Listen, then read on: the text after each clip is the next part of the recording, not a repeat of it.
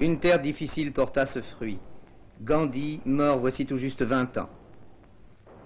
Gandhi, le petit avocat de Bombay puis de Johannesburg, qui consacra sa vie à démontrer que l'on pouvait vaincre son ennemi à force de l'aimer. Gandhi, dont la devise empruntée à un des principes essentiels de l'hindouisme, devait devenir celle de l'Inde.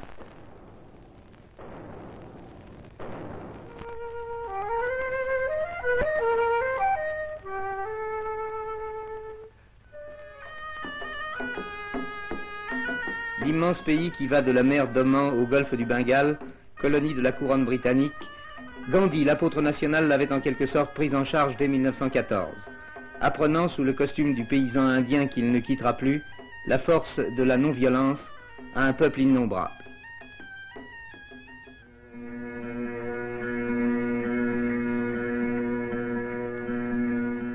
« 500 millions d'âmes aujourd'hui. L'Inde de Gandhi était un pays partagé entre deux religions, l'islam qui comptait plus de 110 millions d'adeptes et l'hindouisme ou brahmanisme. J'aime l'hindouisme plus que moi-même, disait Gandhi, mais la tare de l'intouchabilité m'est devenue intolérable. Il ne pouvait admettre l'existence des parias.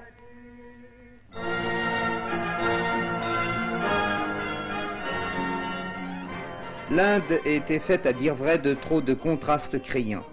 Trop de richesses étalées, de pierreries, d'éléphants à la cour des Maharajas. Et ailleurs, trop de pauvreté, trop de misère.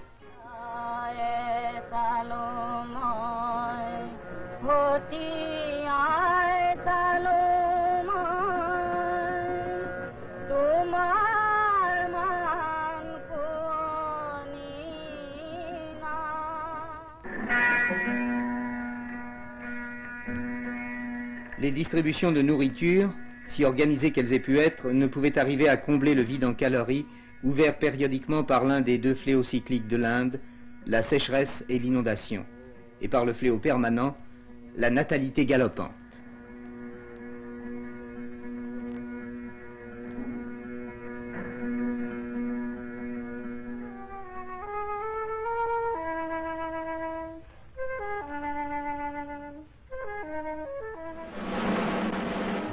En fait, ce fut à l'indépendance de son pays que Gandhi consacra son action.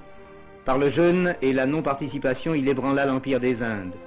Tant et si bien que Lord Mountbatten, nouveau vice-roi, sera un jour chargé de présider à la naissance de l'Inde nouvelle.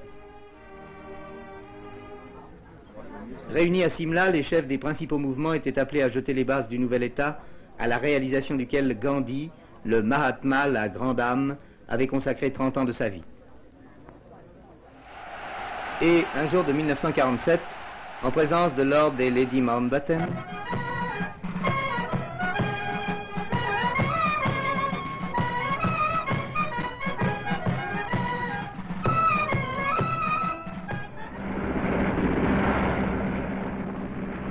mais ce n'était pas l'Inde dont rêvait Gandhi.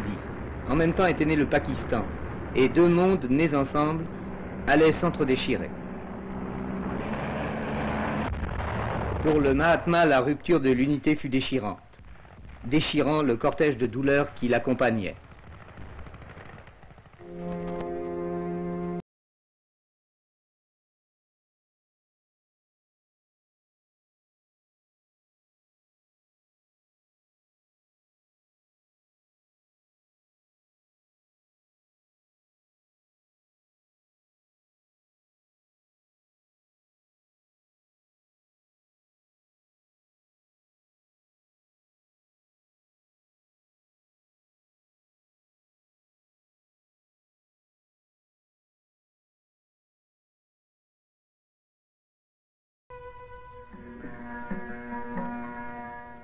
Le 30 janvier 1948, celui qui s'était fait une règle de la non-violence mourait assassiné par un brahmane fanatique.